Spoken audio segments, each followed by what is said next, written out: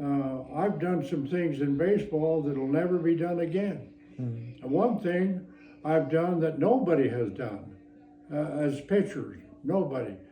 They've done all the things that I've got, but I did all mine in the same year. 1960. And none of the other guys have not done that. Yeah. So, yeah, winning the Cy Young Award, winning the World Series, winning the All-Star game, all three of those I did in the same year.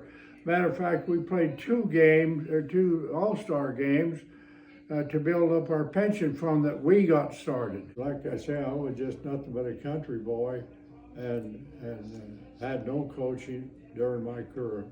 My early years in baseball or football. I played all three sports, and my brother and I, we did everything together, and anyway, it worked out wonderful for both of us. Well, what a life. Yeah. Good for you. Yeah, it turned out really unbelievable, but it was, but even my first manager, because they couldn't talk to me or my parents until I graduated. And so, anyway, there were 9 scouts, different organizations. Yeah. When I got home, I saw 9 cars. I said, what the heck is this? What's going on? Well, there were scouts but they didn't have a program like that back then. They had. Well, in my case, it was an attorney in Payette, Idaho. We were playing for a championship game there, and he was in the stands, and he saw me pitch, and he's good friends with Bing Crosby. Wow. Yeah, Bing Crosby, and he hunted and fished together, did a lot of things together. Yeah. But he saw me pitch this particular game. Nobody was getting on base or anything. Yeah. Matter of fact, we didn't do very much ourselves. But the thing, we're going into the last inning, and the score's still nothing. Well, as the sequence worked, I hit a double, and my brother got a base hit to drive me in. And so we had a 1-0 lead. Wow. So now they're the home team. They're up now for the last inning, and the guys throw the ball. I take my warm-up pitches, and they give me the ball, and I turn around. There's a midget about that tall up at the home plate with his shirt on, a little bat. Wow. He's up there to get a base on balls.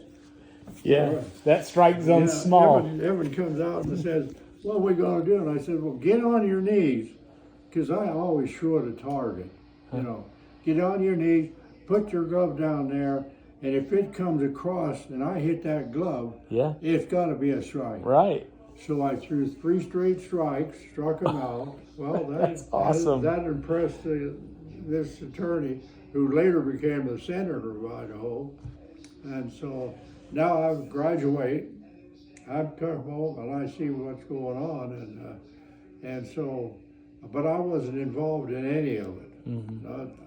I was in the other room. Yeah. But as it turned out, these attorneys, every time they come in, these scouts, they have a big cigar, smoking cigars, Yeah. My dad would just say, I'm sorry, we don't allow tobacco in the house. Yeah. Please leave it out and we'll talk to you. Yeah. Well, that's what happened. Well, the Pirates were the last ones to come in. And so what they come in with was a dozen roses and a box of chocolates from my mom.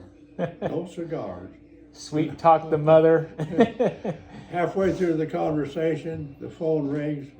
Attorney said, Mrs. Law, you better answer the phone. See you, Papa. We'll see you back. I love you, man. I'll Take see you. care. I'll see you later. I'll see you soon. Okay. All right. But yeah, anyway,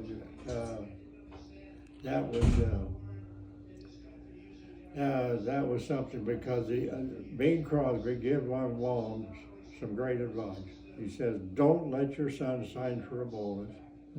He says, because if he does, it was $5,000. Wow. If it was over $5,000, you had to stay on the major league roster the whole year before you would be sent out to play and learn how to play the game. Yeah. You know, It's kind of and backwards. yeah. He says your son needs to get out there every fourth day and pitch in a ball game. Right. You know, and so he did that.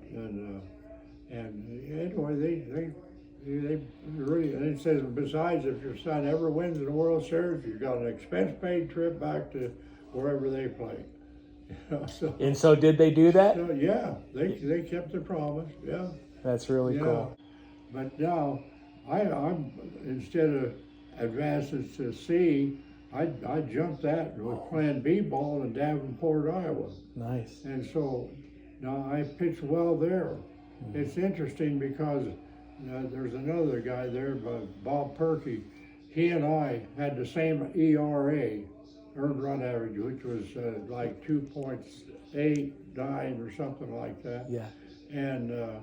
And so anyway, we pitched through the year like that, you know, and I had, like I said, had a good year. We won our championship and got a little cash for that.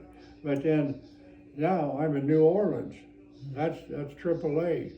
That's just a step below the major league. Yeah. Well, I got off to a great start there. I was 7-3, and we were on the road. We had our traveling secretary didn't wake me up, but I was in my room at the time, and he knocked and came in and says, "You're going to be called up." I said, "Really? What's going on?" He says, "Well, they got a picture up there's got bone spurs in the shoulder, and he's going to have to retire, you know." So anyway, that's what happened, but he called. He said, "You better call your wife and tell her get packed because we're gonna get there on a bus and get you up there in a hurry," you know. So, but that's the way things turned out, you know. But this manager in Davenport, Iowa, he taught me about pitching because he had pitched in the big league. I see. Yeah, so that really helped. Yeah. Because he taught me how to throw change up, how to set up a hitter, you know, throw first pitch strikes, get ahead, and you got the advantage. He says, don't throw the ball in the dirt when you got men on third or second base. Yeah. You know, keep it, you know, so the catcher can handle anything you throw up there, you know, because if it gets by the catcher, there's a run. Yeah. And he says, never walk the first man. Never. That's a sin to do that. So, you know, and that proved to be the key to being a winning pitcher instead of just an also-ran, you know. Yeah. So, you don't, you know, you're going to find guys that can hit to all fields. They're tough to get out, but you need to be able to change speeds and mess up their timing and so forth. Who was the toughest hitter that you faced? Well, one of those guys that hit to all fields, Stan Musial, when I first got up there. Yeah. And the Cardinals, they were kind of your rivals in the National League, right? Oh yeah. Cardinals were always pretty good. Yeah, they had a good ball club. They did. Did you pitch against Bob Gibson ever? Oh yeah, yeah. Same day, both of you pitching? Yeah. Well, Koufax, you know, we beat Koufax and Drysdale. Wow. Yeah, we played a double header. Fred pitched the first game, I pitched the next one, and we both. You got them both. We got them both. Yeah. Yeah, that's awesome. Which never happens. Yeah, Drysdale and Koufax, right? Yeah. So anyway, that happened. But yeah, it was interesting. Career when you start going back over and thinking about all the things that happened in between, you know. So. Yeah. So Stan Musial, who else would you say? Top 5 players that were the most difficult? Back then it was Willie Mays and Hank Aaron. Yeah. Eddie Matthews. We had Cincinnati. I can't think of his name right now. Big guy, strong. He could. Frank Robinson? Robinson. Is it Frank Robinson? Is that who you're thinking of? Yeah. Yeah. He's well. I pitched 18 innings of a 19-inning game on 2 days rest. That's Because our incredible. starter come in sick. We had four starters. And so, that's what happened. You Wow. know. They would never do that now. They would protect you so much. Oh, yeah. Well, you know, at the time, why they just, you know, we're expected to go 9 innings. Yeah, you were all supposed to have a rubber arm. Yeah, well, kind of, I guess, because I was strong enough against me, we were playing Milwaukee. They come to town. Yeah. And of course Hank Aaron, Eddie Matthews, Yeah. and they had some guys that could play that were very good. They had a good team. Yeah. And so after in the 9 innings, the score was tied 2-2. One of the runs that they got off me was unearned, but the other was an Eddie Matthews home run. Oh. Yeah. He got me for a home run. Yeah. But then the manager, how do you feel? And I said, I'm fine, Skip. Okay, you can stay in. So we go through 12 innings. Nobody has scored yet. And he says, I ought to get you, Skip, I'm getting out 1, 2, 3. Let me stay in. I'm okay, but honest, you know. So he let me stay in. We go through 15 innings and it's still the same score. Wow. And he says, I got to get you out. And I looked at him and said, Skip, for heck's sake, after pitching this long, let me win or lose this thing. So he let me stay in. Well, we go through 18 innings, and he says, that's it, no more. And I said, I don't want to hear it. I don't want to hear it. I said, you've done more than we expected. So anyway, I said, well, it looks like they're not going to score for me. Maybe they'll score for somebody else. Yeah. Well, Bob Friend, he needed a little work, so he comes in, gives up a run. Oh. Now we're losing, 3-2. But we come back, score 2, he wins the game. Oh, that's not fair. Yeah. He That's got the way it credit. was back then. You did all the heavy lifting. Well, Elroy was 18-1 one year. Yeah. And that was 65. And 7 of those wins were mine. He'd come in, give up a run, tie the score. We come back, score, he wins the game. Oh, man. Yeah, that 5 happened. wins that you should have had. Yeah. Do you know what your pitch count was on that game, the 18 They inning? didn't keep track of pitch count. Yeah. Yeah. But it's probably in the 200s. It had to be because I can remember pitching games that only last an hour and a half Wow. because I pitched fast, and 1, 2, 3. 1, 2, 3. to get them out. Yeah. It goes fast, but it was.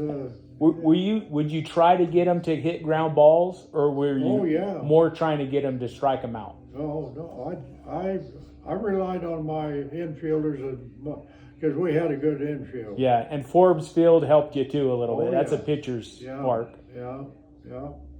But that was that, because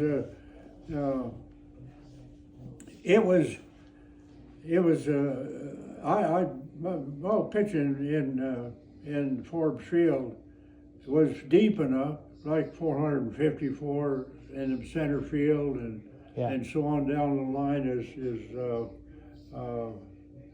let's see, was 360, I think, down the line, but right field was only about 225 with the fence, screen up. And but it as that went out, it just like this diamond ring I got here, that the way the field was scheduled. The farther you go out, the more. But it was a hitter's part too. If you're a pull hitter. Yeah, if you can hit it right close to the line. Short porch. Yeah. I hit one out there too. This was during the World Series, but it was foul. Oh, I didn't know that. Wow, you almost had a home run in the World Series? Well, I hit 333, Yeah, that's awesome. and yeah, and, You don't see pitchers doing yeah, that. and then, well, as a matter of fact, I scored the winning run, the fourth game. Cool. Yeah, because I'd hit a double at that point, and then Smokey Burgess got a base hit to drive me in. So, Huh. yeah. What a career. Yeah, it was fun. It was good. I pitched the whole series with a taped ankle. I couldn't push off normally like I normally would, because I used my lower body as I did with my upper body, and I had a big stride, and the closer I can release the ball to home plate, the faster it's going to get there. Right. And so I did that, and so, but it hurt every time I threw. Wow. Every time but you felt I was able to get through it, and still hold them down so that we could beat them. Yeah. Is that your ring right there? Yeah. Yeah. We here, I'll take it off. You can. Oh, you're kind. Wow. Wow, that is awesome. Yeah, that's what we played for. Yeah. This is the first time I've ever held a World Series ring. Yeah. Well, that's what we played for. Just being the starter against the Yankees, the World Series is what I would consider the ultimate. Yeah. For being a pitcher and having the help and success that we had with everybody had a good year that year. Yeah. Interesting thing happened. Ezra Taft Benson was serving, back then in Washington. And he's an Idaho boy like you. Yeah, and so I got a call the night before the seventh game, and he says, "Could you get us 4 tickets for a family?" Just because they had sold out, Yeah. But they did hold some back. And when he said 4, well, I said, well, I know that they do hold some back for dignitaries and so on, and so I'll call, and I got 4 tickets for them. As soon as I signed a pro contract, well, I was able to meet President McKay and some of those brethren. Matter of fact, I had Marvin Ashton, who was kind of keeping track of us, the athletes and so on. And so I was asked to come and talk at a conference at the young people. Oh, cool. At that point there at the Tabernacle, and what a cool experience. Yeah, while I was there, but I didn't know, but I re-injured my arm because I had torn my rotor cuff once before. Oh. Yeah, it wasn't my fault because this was the beginning of the season, and as it turned out, well, we went into Chicago. It was cold. After the 7th inning, we were winning, and they decided to call the game. Well, we go in the clubhouse, change our clothes, and we sit there for an hour and a half, and so they decide to finish the game. So now you know who they put back out there. Hey, wow. You would never do that. Yeah. Never do that. Yeah. To have that long of a break and your muscles get cold. Yeah. Gosh, you've cooled down, and even though I did warm up a little bit, but they were ready to go, and so that's what happened. Man. And as a result, I tore that rotor cuff, and I can say it's probably a blessing too, because after I got home, this is during the Korean conflict. Mm-hmm. Was it worth it? Well, yes, I would say it was, because even though we didn't make any money back then, I'm still glad that I played during those years. Yeah. You know, what we call the golden days of baseball, because Right. there wasn't any gold being passed around, but we played the game because we loved it, and we wanted to get into World Series, which we did, and then, you know, beating the Yankees was a feather in our cap.